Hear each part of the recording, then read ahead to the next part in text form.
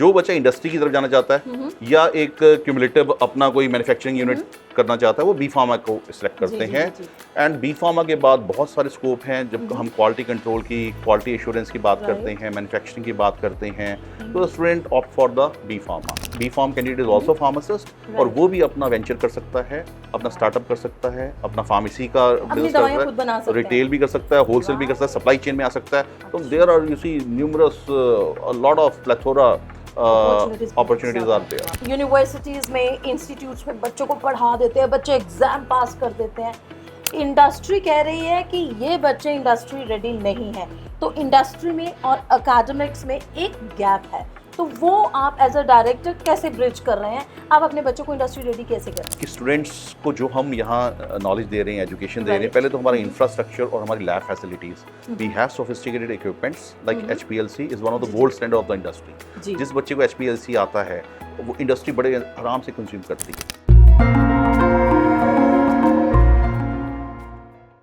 न राजा न रानी, न नई न पुरानी, तेरी मेरी कहानी ऑन पॉइंट भारत पे। नमस्कार, मैं हूं डॉक्टर विक्रांत रेहानी और आज मेरे साथ जुड़े हुए हैं डॉक्टर सौरभ शर्मा, जो कि एलुमनाई हैं पंजाबी यूनिवर्सिटी पटियाला और ISF मोगा से। जाने माने देश के फार्मास्यूटिकल कॉलेजेस में एज अ डायरेक्टर अपनी भूमिका निभाने के बाद जनाब आजकल सिटी ग्रुप ऑफ इंस्टीट्यूशन में बतौर डायरेक्टर फार्मास्यूटिकल साइंसेज अपना रोल निभा रहे हैं। बहुत बहुत स्वागत है सर आपका। नमस्कार ma'am, thank you for inviting me. Thank you ji. मेरा पहला सवाल आपसे है लीडरशिप के ऊपर कि 100 से भी ज़्यादा आपकी टीम के मेंबर्स हैं और करीबन 1500 आपके पास बच्चे हैं, नौजवान हैं, जिनको आप लीड कर रहे हैं, गाइड कर रहे हैं। तो कैसे लीड करते हैं, क्या क्या चैलेंजेस हैं, कुछ उस पर बताएंगे? मैम देखिए, लीडरशिप एक क्वालिटी है इंडिविजुअल जी, पर जब आप एक सिस्टम में काम करते हैं, एक आप ऑर्गेनाइजेशन में काम करते हैं, तो leadership is a part of the policies also. जी जी। तो आपको एक ब्रिज बनाना पड़ता है एक इंस्टीट्यूशनल पॉलिसीज पे और एक सेल्फ पे और एक स्टूडेंट्स की जो एक्सपेक्टेशंस हैं, and you have to be very much clear with that. So vision is very important. तो हमारी यहाँ जो आप कहिए कि मेरे पास जो इंस्टीट्यूट्स हैं और हमारी लीडरशिप फिलॉसफी है, वो बेस्ड है हमारे ग्रुप की फिलॉसफी पे। और ग्रुप की फिलॉसफी हमारा ऑब्वियसली है, चेयरमैन सर हैं सरदार चरणजीत सिंह चन्नी जी, उस पर इंस्पायर्ड है, बहुत क्लियर विज़न है कि आप स्टूडेंट्स की एक्सपेक्टेशंस पे एंड शुड बी क्लियर, और पूरी सपोर्ट हो स्टूडेंट्स को हर चीज़ में, जो जो उनको एकेडमिक वाइज, क्योंकि ये इम्पैक्ट बहुत बड़ा है। जी। आप जो कर रहे हैं आज, अब हम एजुकेशन इंडस्ट्री में हैं, और एजुकेशन इंडस्ट्री ऐसी इंडस्ट्री है जो may be not so much commercialise और प्रॉफिटेबल, बट हमारा जो सोशल इम्पैक्ट है वो बहुत बड़ा है। जी, जो हम आज कर रहे हैं वो पता नहीं कितने सालों तक आगे जाएगा और जनरेशन में जाएगा। तो मेरे हिसाब से देखिए, लीडरशिप एक इंस्पिरेशनल और पार्टिसिपेशनल लीडरशिप की मेरी जो आती है, मैं उसी के बारे में सोचता हूँ। तो पहले तो जो हम कर रहे हैं बच्चे उससे इंस्पायर हों, हमारे साथ लगें और खुद आकर उसमें पार्टिसिपेट करें। तो this is my see definition of the leadership, inspirational and well said doctor Saurabh, well said. Thank you sir, इस सब में क्योंकि 100 पढ़े लिखे मैच्योर डॉक्टरेट करे हुए लोग हैं और उसके बाद आपके पास 1500 वो बच्चे हैं जो 12th करके आपके पास आ रहे हैं ना UG PG प्रोग्राम्स में, आप इन सबको हैंडल करते हो, तो कोई तो रोल मॉडल होगा, कोई तो होगा जो एनर्जी देता होगा। सो क्या, कौन है आपका रोल मॉडल? मैं अगर देखिए, सरदार चरणजीत सिंह चन्नी जी हैं हमारे चेयरमैन सर, जी जी जी, and he is inspiration and motivation for many of the people. कौन सी क्वालिटी पसंद है आपको? कौन सी उनकी क्वालिटी? उनका जो मॉर्निंग आप कहिए कि 7 o'clock से लेकर आई थिंक इवनिंग तक, अच्छा जी, he is always there for each and every member, and that is the real, you see, potential and real inspiration for all. वाह, अमेजिंग। सर, अगले सवाल की तरफ बढ़ती हूँ कि आपके पास फार्मास्यूटिकल के लिए जो बच्चे आते हैं उनका बैकग्राउंड साइंस होता है, राइट? तो साइंस के बच्चों को जैसे स्ट्रेस, एंग्जाइटी, पढ़ी जाओ काइंड ऑफ बुक वॉर्म्स, तो उनकी स्ट्रेस, एंग्जाइटी और कुछ डिप्रेशन होता होगा, मार्क्स ऊपर नीचे हो गए, तो वो सब आप फिर कैसे हैंडल करते हैं? क्या गाइडेंस देते हैं आप? मैम देखिए, स्टूडेंट्स हमारे पास आते हैं diversified, they are from multi states, multi countries also. So जब स्टूडेंट यहाँ आता है, देखिए हर किसी की घर पे कुछ ना कुछ प्रॉब्लम होती है, जी जी जी जी, मे बी, है ना, फाइनेंशियल इश्यूज और एनी प्रॉब्लम इज देयर। तो जब स्टूडेंट यहाँ आता है तो हम एक्सपेक्ट करते हैं कि वो स्टूडेंट को हम जो हम पढ़ाना चाहते हैं वो पढ़ाएं, लेकिन अल्टीमेटली क्या है कि we have to understand the student mind also. So two-way communication is very, very important. So many times what happen, what is going in the mind of the student, that a institute should know. And वही हमारी philosophy रहती है कि हम बच्चों को समझें और two-way communication हरदम करते रहें, बच्चों से डिस्कशन करते रहें रेगुलर। हमारे मेंटर सिस्टम है और हर हमारे जो क्लास एडवाइजर्स हैं, they are the senior teachers who are obviously, है ना, हरदम उस स्टूडेंट्स के साथ एक उसमें रहते हैं। कोई भी स्टूडेंट की डिस्कशन होती है, they can openly come to me. We have counselors also, we have career counselors also, we have psychologists also who are the core, you see, expert in this field। और जिसको कोई बच्चे को ऐसी कोई प्रॉब्लम है कि वो चाहता है कि इमोशनली मतलब गिर गया कि मेरे मार्क्स कम आ गए या जितना एक्सपेक्ट किया था नहीं आए, तो वो सिचुएशंस कैसे हैंडल करते हो? क्योंकि साइंस के बच्चों को एक एक मार्क्स प्यारा होता है। मैम उसमें ऐसा है, देखिए बच्चों का अपना एक वो रहता है कि बच्चों का अपना एक मार्क, आप कहते हैं ना, जो प्लस 2 में करके आए उन्होंने अपना एक मार्क बनाया होता है, थोड़ा सा नीचे होते हैं, पर उसमें फिर हमारा यही रहता है कि उसको मेहनत करवाएं। जहाँ लैक्यूना है, उसको कोई चीज़ नहीं समझ आई, तो वी आर ऑलवेज सपोर्टिव। हम यहाँ इवनिंग तक we are here and we are always there in vacations also, in holidays also। Our team is there with the students, and all students are, you see, they are very free to come in any lab, to any faculty member, to my office, to any office। So they are very free, and we also approach students, we always discuss with the student parents also। We are here, we are having a PTM system। तो हम जो parent teacher meeting है वो regularly करते रहते हैं, monitoring and counselling. हाँ जी, तो पेरेंट्स से भी डिस्कस करते रहते हैं। और अगर वो कई बार ऐसा होता है कि बच्चा दूर का है, तो हम उससे वर्चुअल मीटिंग में रहते हैं। तो we are always, you see, in connection with the parents and the students at the same time. और स्टूडेंट्स, हर स्टूडेंट हमारे लिए बहुत बहुत ज़्यादा इंपॉर्टेंट है, हमारा अपना बच्चा है। क्योंकि देखिए फार्मास्यूटिकल एक ऐसा कोर्स है जहाँ बच्चे ने पढ़ के उसने मिलियंस को संभालना है। कल को pharmaceutical is a, you see, course where the student is going to be health care team member. और हेल्थ केयर टीम मेंबर में जो जा रहा है, उसने दवाई देनी है किसी को, काउंसिल करना है, उसने खुद काउंसिल करना है, गहरी बात। तो उसमें वो जो एम्पैथी है वो बच्चे में होनी चाहिए, और उसकी अंडरस्टैंडिंग होनी चाहिए टुवर्ड्स द सोशल कम्युनिटी। तो सेंसिबल जो है, वो सेंसिबिलिटी तभी आती है जब वो उसको इस लेवल पे, ग्रेजुएट लेवल पे या डिप्लोमा लेवल पे या फिर पोस्ट ग्रेजुएट लेवल पे उसमें होगी। तो that is our core point, है ना। डॉक्टर सौरभ, आपने अभी जो कुछ कीवर्ड्स बोले, मैं वहीं से जुड़ा हुआ एक सवाल उठाऊंगी कि मैंने जो होमवर्क किया है, पता चलता है कि फार्मास्यूटिकल साइंसेज में एक डिप्लोमा इन फार्मेसी है, एक बी फार्मेसी है, फिर उसके बाद फार्मा डी आता है, एक बैकलॉरिएट आता है।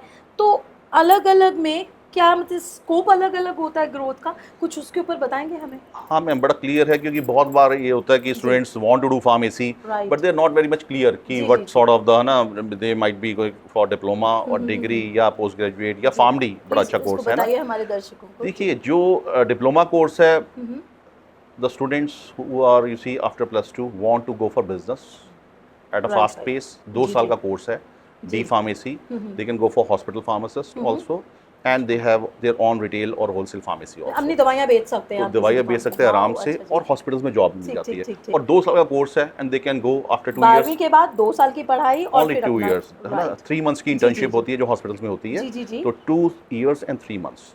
अब 1 साल और जो हमारे फार्मेसी काउंसिल ऑफ इंडिया के साथ है कोर्स, उसने 1 साल के बाद भी 200 आवर्स की इंटर्नशिप करती है। ठीक है, तो ओवरऑल जो बच्चा एक्सपर्टाइज होता है वो हॉस्पिटल्स में भी एक्सपर्टाइज होता है, and the student will go to the hospitals also and can have their own pharmacy.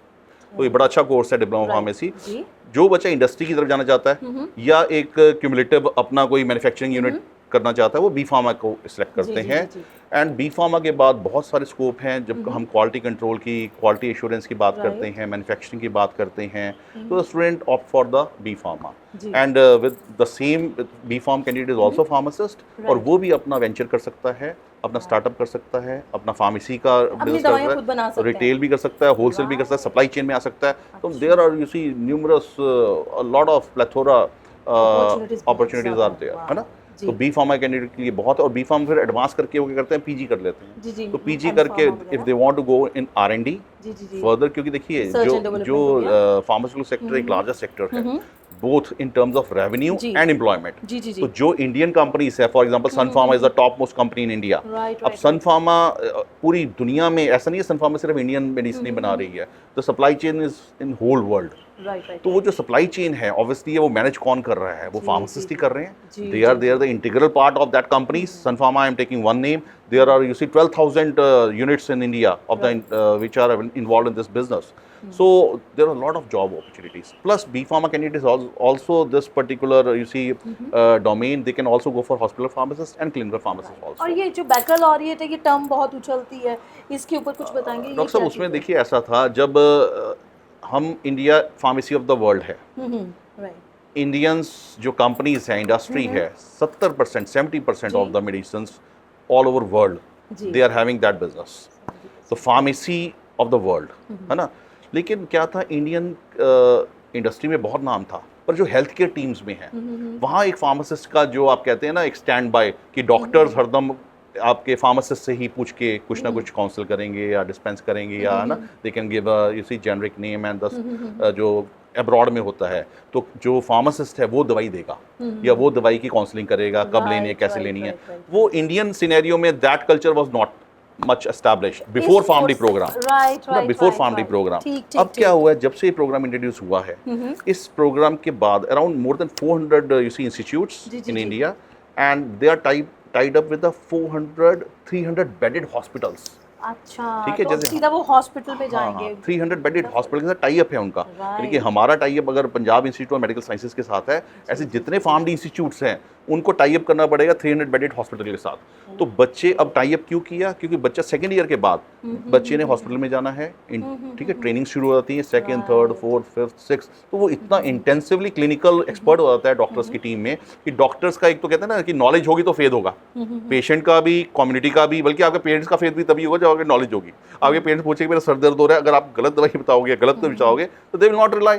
तो ये तो अपने हैं, बल्कि हमारा सोशल कम्युनिटी का ऐसे ही कि नॉलेज इज मेन की। तो इंडियन सिस्टम में जब से PharmD कोर्स आया है, एक हमारे जो क्लिनिकल फार्मासिस्ट की रेपुटेशन है, देयर यू सी है ना, एक क्योंकि नॉलेज उसके पास आ गई अब, तो they are the integral part of the health care teams. Our you see PharmD professionals are in the Fortis hospital, are in PIMS hospital, are in you see numerous hospitals of the India, and they are working as a core health care team, and their decision matters. Doctor Saurabh, मैं अब अगले सवाल की तरफ बढ़ती हूँ कि colleges में, यूनिवर्सिटीज़ में, इंस्टीट्यूट्स में बच्चों को पढ़ा देते हैं, बच्चे एग्ज़ाम पास कर देते हैं, इंडस्ट्री कह रही है कि ये बच्चे इंडस्ट्री रेडी नहीं है, तो इंडस्ट्री में और एकेडमिक्स में एक गैप है, तो वो आप एज अ डायरेक्टर कैसे ब्रिज कर रहे हैं? आप अपने बच्चों को इंडस्ट्री रेडी कैसे कर रहे हैं? मैम ये सी, अब हम इसकी बात करें, हम अराउंड 5 to 6 years पहले की बात करें, तो दिस वाज द सिनेरियो, है ना। Right now what is happening, कि स्टूडेंट्स को जो हम यहाँ नॉलेज दे रहे हैं, एजुकेशन दे रहे हैं, पहले तो हमारा इंफ्रास्ट्रक्चर और हमारी lab facilities, we have sophisticated equipments like HPLC is one of the gold standard of the industry. जिस बच्चे को HPLC आता है वो इंडस्ट्री बड़े आराम से कंज्यूम करती है। ऑब्वियसली है, सोफिस्टिकेटेड इक्विपमेंट्स पे अगर बच्चा काम करेगा तो वही इंडस्ट्री में उसको जाकर सीखने को मिलेगा, वही बात काम करना है। आप ये कहना चाह रहे हैं कि इंडस्ट्री में जो इक्विपमेंट्स पे काम करना है वो आप अपने सिटी ग्रुप के कॉलेज में उन चीज़ों पे काम करवा रहे हैं, उन मशीन्स पे? हाँ, सारी फैसिलिटीज हमारे पास वैसी हैं। उसके पायलट सेटअप है हमारे मशीन रूम्स में, जो इंडस्ट्री इक्विपमेंट्स होते हैं वही इक्विपमेंट्स हमारे यहाँ हैं। और बच्चे वैसे एक है ना, कहते हैं ग्रूमिंग होती है उनकी, और ग्रूमिंग होने के बाद फिर जब हम स्किल ओरिएंटेड प्रोग्राम्स करवाते हैं, मे बी मेडिकल कोडिंग का, मे बी रेगुलेटरी अफेयर्स का, मे बी फार्माकोविजिलेंस का, तो हम जो कोर इंडस्ट्री के एरियाज हैं उनके ऊपर हम स्किल ओरिएंटेड प्रोग्राम्स करवाते हैं। इंडस्ट्री यूजुअली आती रहती है यहाँ। अभी लास्ट हमने month back we have 6 industry prominent industry experts, top leaders who were the, you see, honors and the office bearers of the top notches. So they were here, they interacted with our students, and they used to give the, you see, whatever the industry is requiring, what is the expectation of the industry, what अपने insights बच्चों के साथ सारे बच्चों को, है ना। और बच्चों को हम एक ये भी हमने प्रैक्टिस करी है कि बच्चों को इंडस्ट्री मेंटर भी दें। It is not like this कि हमारे टीचर्स ही सिर्फ मेंटर होते हैं, उनके सुपरवाइजर। हमारे थीसिस पे हमने ये भी एक प्रैक्टिस शुरू कर दी है कि इंडस्ट्री के मेंटर्स भी हो उस थीसिस पे, ताकि बच्चे को पहले ही इंडस्ट्री का जो पॉइंट ऑफ व्यू समझ आता रहे। इन एडिशन ये देखिए, बात अल्टीमेटली ये है कि जब तक मैं किसी एनवायरनमेंट में काम नहीं करूँगा तब तक मेरे को वो चीज़, है ना, ऑब्वियसली नहीं होगी। जब तक मैं इंडस्ट्री के स्टेराइल रूम में जाके वेयर द पेरेंटल्स आर, तो हम बच्चों को रेगुलरली वर्कशॉप्स, इंडस्ट्रियल विजिट्स, और वहाँ जाके फिर उनकी, है ना, 1 वीक 2 वीक वहाँ जाके भी करवाते हैं, है ना। सर, आप प्लेसमेंट की बात कर रहे थे, तो यहाँ मैं जानना चाहूँगी कि आपकी प्लेसमेंट टीम ऐसा क्या घोल कर पिलाती है कि बच्चों की प्लेसमेंट अच्छी जा रही है, इस पर कुछ बताइए। मैम देखिए, प्लेसमेंट टीम पहले तो ये अंडरस्टैंड करती है कि बच्चा एक्सपेक्टेशन क्या है। उसमें हमारी कोर टीम होती है ना, एक central placement team. Placement team का मतलब ये है, वहाँ कम्युनिकेशन के teachers, they are experts, they are doctorates and experts of their areas. तो वो सब जब डिस्कस करते हैं बच्चे के साथ और हम बैठते हैं साथ, तो हम बच्चे से पहले ये देखते हैं कि बच्चा एक्सपेक्टेशन क्या है, वो इंडस्ट्री में जाना चाहता है या फिर वो क्या करना चाहता है फ्यूचर में, वो अगर उसने फार्मेसी में आया, what exactly the student want to do, that should be clear. Once we got that particular information, हम फिर भी उसको रेगुलर हर सेमेस्टर में उसको एक बार है ना ग्रूमिंग करते रहते हैं, बच्चा क्या चाहिए, what you want, what exactly is your point, क्योंकि जैसे जैसे इन्फॉर्मेशन आती है उसके बाद जैसे नॉलेज आती है वो और एक्सप्लोर करता है बच्चा, और एक्सप्लोर करता है. उसके बाद उसका कई बार ऐसा भी होता है, पहले वो कहता है मैं इंडस्ट्री में जाना चाहता हूँ, फिर वो कहता है नहीं जी मैं तो एंटरप्रेन्योर बनना चाहता हूँ. तो there is a you see interest of the students which vary. तो आप इंडस्ट्री के लिए उसको अलग डायरेक्शन देंगे, एंटरप्रेन्योर बनना तो अलग तरफ ले जाएंगे. तो उसको हम हर चीज़ के लिए उसको एक लेके जाकर उसको प्री फाइनल ईयर में हम बिल्कुल आप कहते हो नेक्स्ट लेवल पे हम उसको लेके जाते हैं, और इंडस्ट्री के एक्सपर्ट्स एक मॉक इंटरव्यूज करवाते हैं, ताकि मॉक इंटरव्यूज होके फिर उसको बिल्कुल जो एग्जैक्टली इंटरव्यू होगा there the student can appear at the right level, है ना. तो सर डॉक्टर सौरभ आपने इतनी अच्छी अच्छी बातें बताई, मुझे बहुत इंटरेस्टिंग लग रहा है फार्मास्यूटिकल साइंसेस. अब एक सवाल यहाँ उठता है जो मेरा तजुर्बा कहता है कि बच्चे इंजीनियरिंग करके जाते हैं, वहाँ जाके वो फिर MBA करते हैं और फिर कोई और वाइट कॉलर जॉब ढूंढ रहे होते हैं. कुछ इंजीनियर्स ऐसे भी हैं, मेरे खुद के पढ़ाए हुए स्टूडेंट्स ऐसे हैं जो कनाडा चले गए, USA, वहाँ जाके ट्रॉले चला रहे हैं, कह रहे हैं हमें इसी में पैसा मिल रहा है ज़्यादा. तो फार्मास्यूटिकल साइंसेस का बच्चा जो यहाँ से पढ़कर बाहर जाता है वो भी क्या ट्रॉले ही चला रहा है? आपके एक्सपीरियंस क्या कहता है कि वो अपने इसी इंडस्ट्री में उसको काफ़ी मिल जाता है? क्या स्कोप है? मैम देखिए मैम, ऐसा है कि जो फार्मेसी है, फार्मेसी का कम्युनिटी फार्मेसी की बात करें, हम क्लिनिकल फार्मासिस्ट की बात करें, तो हर कंट्री का, for example Australia, US, UK, middle east, Dubai या और भी कंट्रीज हैं, न्यूजीलैंड है, तो सबके अपने अपने एग्जाम्स होते हैं, एलिजिबिलिटी एग्जाम्स होते हैं. हर कंट्री का अपना एग्जाम है. अगर हमारा बच्चा यहाँ से बी फार्म करके graduate, student should be graduate, B pharm है, फार्म डी है ना, तो वहाँ जाके उसको वहाँ का एग्जाम क्लियर करना है, and then the student is a pharmacist. और उस फार्मासिस्ट बनने के लिए उसकी एक रिक्वायरमेंट भी है कि वहाँ की इंटर्नशिप भी करनी पड़ेगी, and exam plus internship, with the student easily got, ऐसी कोई प्रॉब्लम नहीं आती. आपको लगता है इंडियन बच्चा कर लेता है? बहुत बड़ी हेल्थ केयर में, हेल्थ केयर का सेक्टर इतना बड़ा है, और इतने सारे वहाँ ये है ना, अगर हम कम्युनिटी फार्मेसी की बात करें, फार्मासिस्ट की बात करें, तो हर हॉस्पिटल में the abroad culture is very much standardise.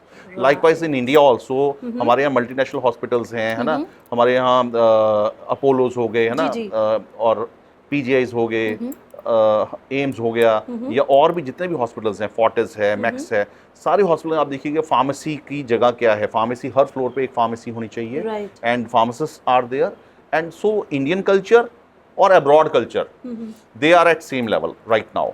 और बच्चा जो यहाँ से जाता है वो इजीली कंज्यूम होता है, और इजीली कंज्यूम होके the student easily got job also. नौकरियां बहुत आराम से मिल रही हैं, और वहाँ डॉलर्स हैं, यहाँ रुपीज है, ये तो बहुत बड़ा फर्क पड़ गया है. यहाँ अगर 5 है तो वहाँ वो 75 है. But it is like this also, we have seen the students, pharm D student हमारा, वो यहाँ पहले उसने है ना 18 to 20,000 की initial for you see 5 months 6 months उसने जॉब करी. इन द मीन टाइम ही cleared Australian exam. Okay. And ऐसे बच्चों की सैलरी वहाँ एक्सपोनेंशियल है जी. वो बच्चे वहाँ जाके एक्सपोनेंशियल दे गेटिंग सैलरी. बता दें कि कितना लेने लग जाता है इंडिया के हिसाब से? यहाँ जो 20 ले रहा है, वहाँ टेस्ट क्लियर करके, इंटर्नशिप क्लियर करके कितना लेगा? 20-25 लाख. 25 लाख हिंदुस्तान के हिसाब से, ये बहुत बड़ा अमाउंट है. तो they used to take it because you see once the pharmacist skill, the skilled pharmacist is very much required abroad, very much. And Indian pharmacist जैसे फार्मडी कोई कोर्स करके जाता है तो दे आर क्लिनिकल ओरिएंटेड, वो easily clear कर लेते हैं ना. सर ये ट्रेंड, जैसे मैकेनिकल इंजीनियरिंग का एक टाइम बूम आया था, CSE का बूम जो अभी भी चल रहा है, अभी फार्मास्यूटिकल साइंसेस का ट्रेंड पिछले 4-5 साल से बहुत ज़्यादा है. कब तक रहने वाला है ये ट्रेंड? मैम फार्मास्यूटिकल सेक्टर का फिर मैं वही बात करूंगा कि क्योंकि इतने सारे डोमेन हो गए हैं ना. देखिए अगर आप 4 पाउडर्स देख रहे हैं अपने टेबल पर, तो 4 पाउडर्स में से वाइट पाउडर हैं, one may be a poison also, one may be a simple chalk also, one may be a aspirin also, one may be anti-diabetic medicine also. वो 4 पाउडर जो आप डॉक्टर की table पे देख रहे हैं, है ना, या फिर कहीं भी, तो वो कौन बता रहा है? वो फार्मासिस्ट बता रहा है. Pharmacist has the legal authority to tell that after intensive R&D. तो इंडस्ट्री में इतनी R&D हो रही है, तो हर R&D की यूनिट्स में फार्मासिस्ट आर गेटिंग एम्प्लॉयड. बहुत रिसर्च हो रहा है उसके बेसिस. तो R&D यूनिट से जाके फिर वो मैन्युफैक्चरिंग में जा रहा है जी, फिर वो कहीं जाके क्वालिटी कंट्रोल में जा रहा है, क्वालिटी इंश्योरेंस में जा रहा है. तो नहीं कि चेन है जो उसके बाद सप्लाई चेन में जा रहा है, जो हम बात करें retail and wholesale and distributionship, है ना, एंड मार्केट. तो वो सारे का सारा पूरा चैनल है जहाँ pharmacist are consume like this, जी, है ना. और फिर हॉस्पिटल फार्मासिस्ट, क्लिनिकल फार्मासिस्ट, तो ये डोमेन इतना इंटेंसिव डोमेन है तो जैसे जैसे ये आप कहेंगे ना जनरेशन बढ़ती रहेंगी ये तो, और जैसे जैसे हमारी रिसर्च इनोवेशन बढ़ती रहेगी। आज मैं आपको एक एग्जांपल देता हूँ, साइमोग्लूटाइड वाज अ ड्रग जो पेटेंट खत्म हुआ, नोवो नॉर्डिस्क की ड्रग थी, वो मेडिसिन थी, उसका पेटेंट 2026 में ही खत्म हुआ। मतलब patent is usually for around 15 years for diabetes, as anti diabetic type 2 diabetes की ड्रग थी। 2026 में खत्म हुआ, तो जैसे ही पेटेंट खत्म होता है ना, it is open for the market. तो नोवो नॉर्डिस्क एक अब्रॉड की कंपनी है, उसने वो ड्रग बनाई, ड्रग R&D करके, and they were marketing for around 15 years. अब जैसे ही खत्म हुआ तो इंडिया की जितनी company Reddy's, Mankind, they make the formulation and they use start ना मार्केट फ्लरिश हो गया उसका। मतलब इनका पेटेंट खत्म होते ही इंडिया में धड़ल्ले से बनी है, धड़ल्ले से बनी और बन रही है। तो ऐसा मतलब कि जो पर्टिकुलर हमने नजर, हमारी जो इंडियन इंडस्ट्री है वो इतने ज़्यादा लेवल पे काम कर रही है, जितनी R&D हो रही है। Indian R&D is also very intensive, है ना। हमारे आप कोविड के टाइम पे अगर याद करें तो कहीं नहीं जा रही फार्मास्यूटिकल साइंसेस अगले कुछ सालों नेवर गो एनीवेयर, है ना। और हमारे जो regulatory authority they are very strong in that. Like एक ड्रग थी, मैं आपको एग्जांपल देता हूं, प्रीगैबलिन। तो वो प्रीगैबलिन पे पहले ऐसा होता था कि बड़ी कॉमनली वो मार्केट में थी, अब उसको शेड्यूल एच में कर दिया। और शेड्यूल एच का मतलब ये होता है कि the drug should not be taken without prescription and with intensive, है ना, प्रिकॉशंस आल्सो। तो वो एब्यूसिव की तरह यूज होने लग गई थी। तो यानी कि हमारा रेगुलेटरी चैनल भी बड़ा स्ट्रांग है, हमारा मैन्युफैक्चरिंग चैनल भी, R&D चैनल भी। तो सारे के सारे फार्मासिस्ट दे आर, जैसे जैसे ये टेक्निक्स बढ़ेंगी, टेक्नोलॉजी बढ़ेगी, तो obviously but the skill is very important. अगर बच्चे को स्किल नहीं होगा तो ऑब्वियसली है कि तो मतलब आधे मन से दर्शकों फार्मास्यूटिकल साइंसेज में एंटर ना करें, आना है तो मन बना के आए और स्किल्स अपने अंदर जितनी रख सकते हैं रखें। सर अगले सवाल की तरफ बढ़ती हूँ कि एंटरप्रेन्योरशिप जो है इस फील्ड में आपको कितना स्कोप लग रहा है कि एवरेज इंडियन स्टूडेंट के लिए? मैम एंटरप्रेन्योरशिप का जो इकोसिस्टम है राइट नाउ, जी इंडिया का जो एजुकेशन सिस्टम है, हमारे पास देखिए बच्चे जो हैं वो कई बच्चे ऐसे भी हैं जो 10th में पेटेंट करके आ गए, है ना। क्योंकि इकोसिस्टम जो हमारे आज की डेट में गवर्नमेंट का इकोसिस्टम है ओवरऑल, है ना, वो इतना पॉजिटिव है। और उसके बाद जो हमारे यहाँ का सिटी ग्रुप का इकोसिस्टम है for the startups, it is also very supportive. Means आपके पास यहाँ पे इंक्यूबेशंस हैं। We support students in that particular sense कि कोई बच्चे का आइडिया, क्योंकि देखिए ऐसा है ना कि हम ये नहीं कहते कि entrepreneurship is a you C huge task, कि बहुत बड़ा एक प्रोजेक्ट है वही एंटरप्रेन्योरशिप में आएगा, वही स्टार्टअप में आएगा। Minor projects are also going to be you see startups, minor projects, छोटे छोटे प्रोजेक्ट्स। हमारे जो बच्चे हैं वो काम कर रहे हैं, वो कॉस्मेटिक्स पे काम कर रहे हैं, मेडिकल डिवाइसेस पे काम कर रहे हैं। तो medical devices and cosmetics are also a part of the you see this industry. तो pharmaceuticals, cosmetics and medical devices, तो कोई छोटा सा प्रोजेक्ट भी, छोटा सा, उसको हम लेके जाते हैं नेक्स्ट लेवल पे, and we are supporting our students to commercialize it also. तो हम कहें कि पहले ऐसा होता था पैशन है, पर पैशन के साथ साथ अगर उसका प्रॉफिट नहीं है तो कोई फायदा। R&D is passionate, the passion people used to do R&D, पर right now we are giving them directions कि उस पैशन के साथ साथ they are going towards making the profit also from that. तो सर मैं यहाँ पे एक सवाल पूछूंगी कि आप यहाँ पे सिटी फार्मास्यूटिकल साइंसेज के कॉलेजेस के आप यहाँ डायरेक्टर हैं, तो आपके अंडर ऐसे कौन से प्रोजेक्ट्स चल रहे हैं? मैम अभी करंटली ये देखिए हमने ना एक कॉस्मेटिक्स के ऊपर शुरू किया हुआ है ना। और कॉस्मेटिक्स को हम जो स्किन एलिमेंट्स होते हैं उसके लिए, सोरोसिस के लिए specifically we are working on that कि वो एक नॉर्मल स्किन को भी और एक कोई अगर डिजीज एलिमेंट है तो उसको भी, तो topical preparation we are working with. We are not you see अभी हम उसका, क्योंकि that is in the pilot studies है ना, so we are working on that. Plus we have a oyster mushroom project also in this particular campus. बहुत सुन रखा है आपके oyster mushroom और project। oyster mushroom एक ऐसा मशरूम है जिसके न्यूट्रिएंट वैल्यू बहुत ज़्यादा है, तो वो भी हमारा, हमने यहाँ we have you see flourish our labs, we are developing the you see oysters also। तो oysters की commercialization भी कर रहे हैं, और that is also one of the venture we have started। So likewise this many you see small projects we have initiated, and it will be commercialized soon, but till the time it is not commercialized, it is under process।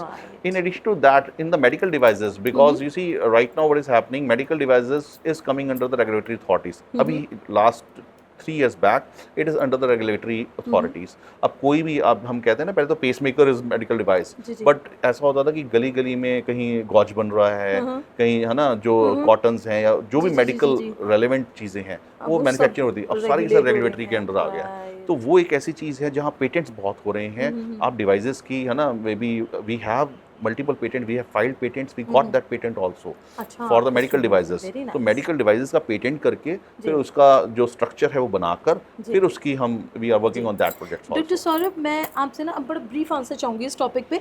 2 terms हैं हमें जो बार बार मतलब internet पे आजकल बहुत चल रही हैं, क्लिनिकल और कम्युनिटी फार्मासिस्ट। इसको थोड़ा सा हमें बता देंगे कि क्या है, हमारे दर्शक जानना चाहेंगे। क्लिनिकल फार्मासिस्ट, देखिए क्लिनिकल फार्मासिस्ट का रोल रिस्पॉन्सिबिलिटी बड़ी क्लियर है, और कम्युनिटी फार्मासिस्ट का मैं शुरू करता हूँ कि घर से शुरू करता हूँ। अगर घर में चलो एग्रीकल्चरल फैमिली है और घर में एक बच्चे ने अगर फार्मेसी कर ली and he is expert in the medicines, he knows about the medicine, तो क्या होगा उस बच्चे पर अपने घर का, क्योंकि देखिए छोटे से लेकर बुजुर्ग तक medicines and diseases are there and medicines are always used. तो वहाँ क्या होता है, वहाँ जो बच्चा अपने घर में ही है एक मेडिसिन एक्सपर्ट है, तो अपने बुजुर्गों को, अपने बच्चों को या जो भी फैमिलीज हैं वहाँ उसको right advice, right dose, right precautions और कौन सी मेडिसिन लेनी है, कब लेनी है, तो सारी का सारा वो बता देता है, काउंसिल कर सकता है ना, और डायरेक्ट कर सकता है। Obviously he is knowing that.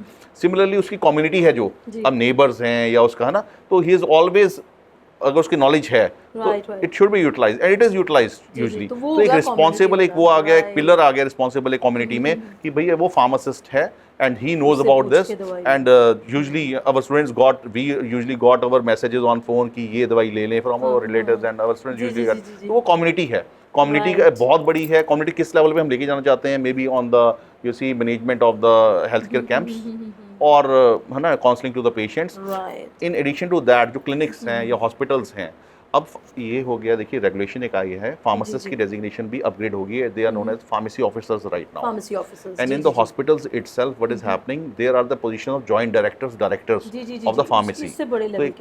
एक अब recent on 30th of June this regulation is being flourished.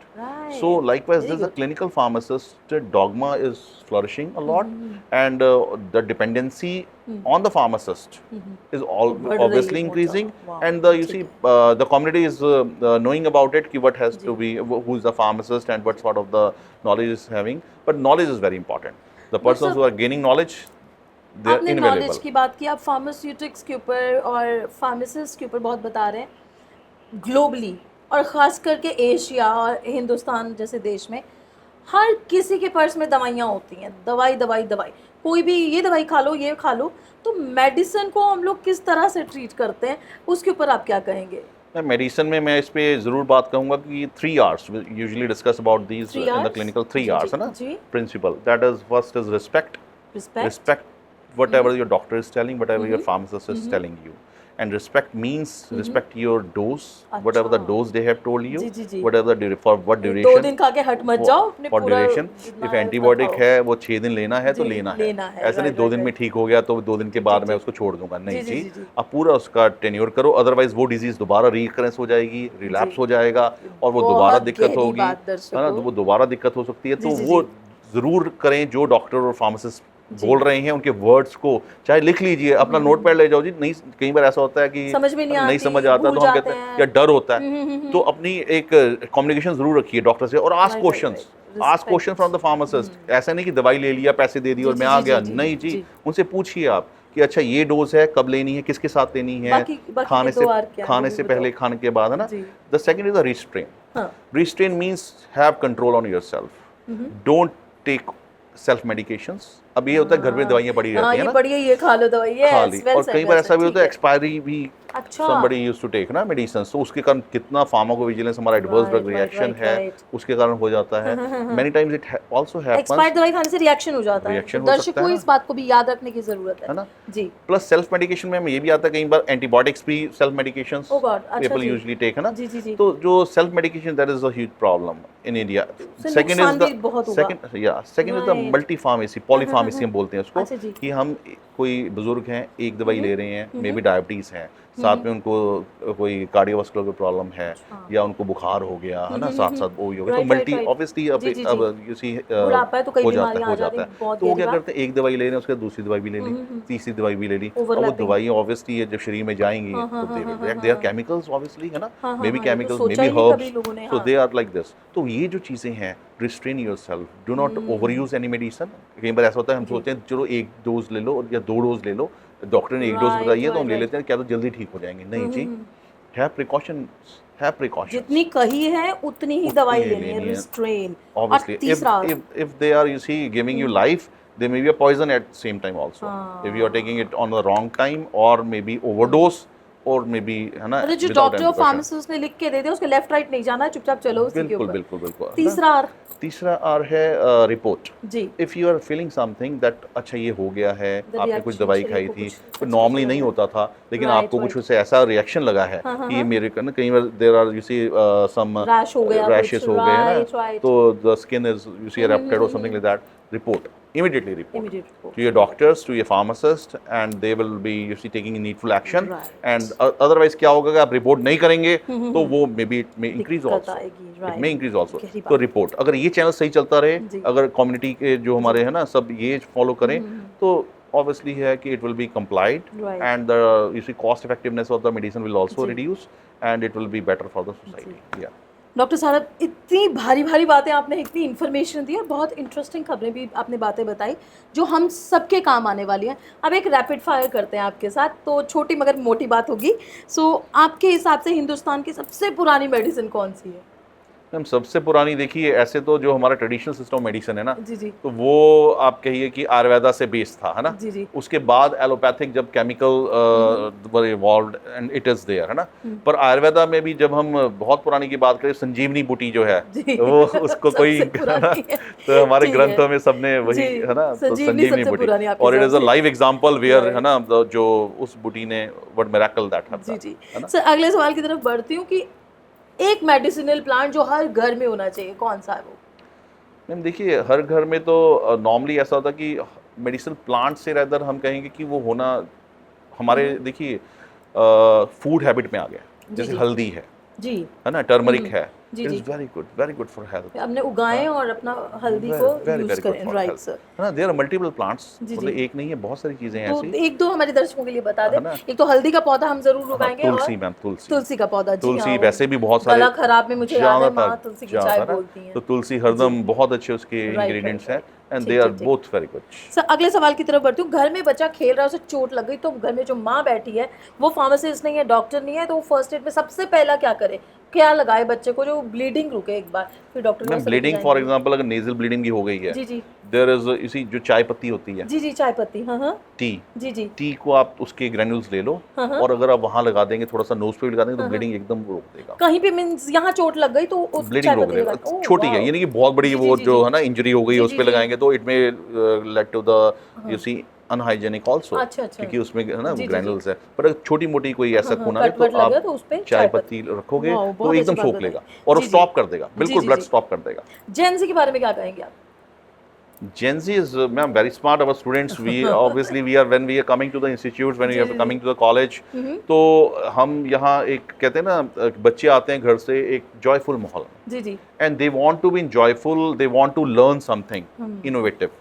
If Right, they right, are, right, you right. see, meeting that expectation, they are very smart. Right now, the person is very smart. ऐसा Right. नहीं कि उसे traditional अपनी books में ही रहना जी, है। जी, जी। They are very smart Gen regarding Z this. smart, right, हम कहें right. कि कई बार हमें लगता है कि नहीं यार, ये जितनी मेहनत हम करते थे वो नहीं करते, हाँ। है ना। We are used to sit in library Smart for work कर full रहे day. हैं, जी। So they are very smart, and they जी। are, you see, they know what to do exactly Right. जी by the virtue of this online education जी। and all. Sir, हमारे दर्शकों में ना माएँ भी आती हैं, तो अपने बच्चों की इम्यूनिटी स्ट्रॉन्ग करने के लिए उनको कोई एक ऐसा हेल्दी फूड बता दे कि ये अपने बच्चों को जरूर खिलाओ।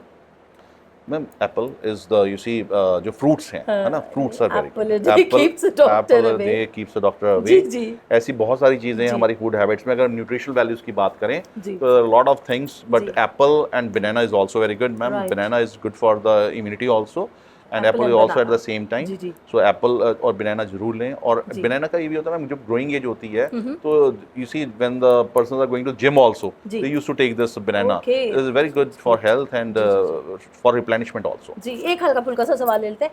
कोई एक ऐसी दवाई, आप सोच के बताइएगा इसका जवाब, जो आपको लगता है हर महिला के पर्स में होती है? मैं महिला के, देखिए, जो सिर दर्द की दवाई है Okay.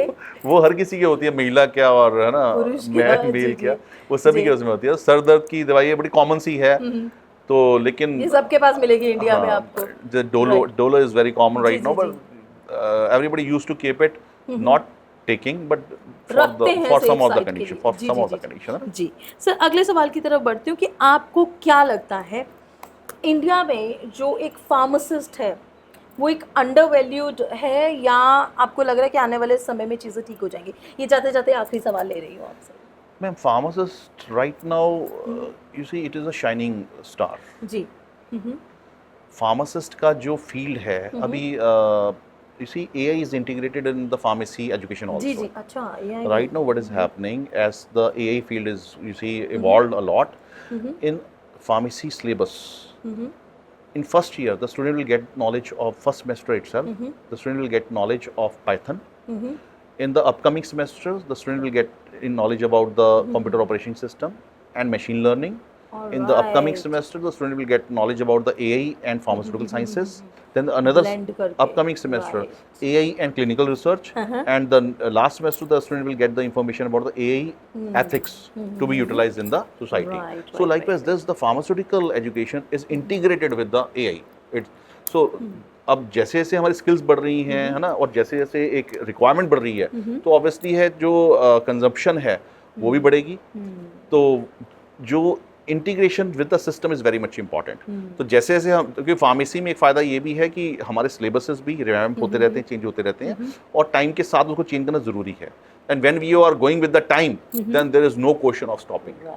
तो इट इज सितारा ऑलवेज आपको बुलंद लग रहा है। बहुत बुलंद, है ना? राइट। बहुत तो बुलंद। मेरे प्यारे ऑन पॉइंट भारत के दर्शकों, अगर आपके आसपास कोई फार्मास्यूटिकल साइंसेज को अपना फ्यूचर, अपना करियर ऑप्ट करना चाहते हैं, तो याद रखें डॉक्टर सौरभ शर्मा जी हमारे आज के खास मेहमान हैं।